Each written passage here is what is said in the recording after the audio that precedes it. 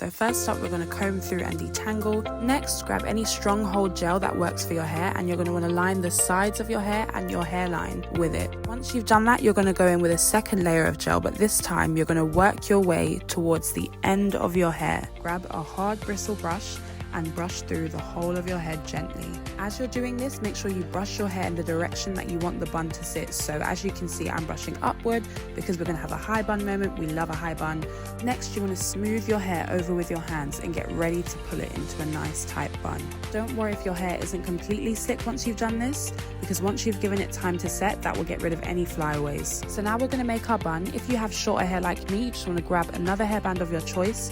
You want to fold the hair over the top of your head and use the hairband to secure it. Okay, and this is where the magic happens. Grab a scarf or a bonnet of your choice and you want to wrap it over your head. I always use a silk cover when doing this because it helps keep my hair smooth and it helps my hair last longer. And half an hour later, we have that sleek, smooth finish. You can stop your sleek bun here, but I prefer to add a clip-on just for the added drama and volume. So first, I'm going to grab the combs in my clip-on ponytail and slide it gently on my head, making sure that it's secured. Once I've done that, I'm going to tighten it with the drawstring that's at the back of my ponytail. You want to make sure that you wrap this around your ponytail once you're done, just so that it's not visible. Then all that's left to do is comb through the ponytail.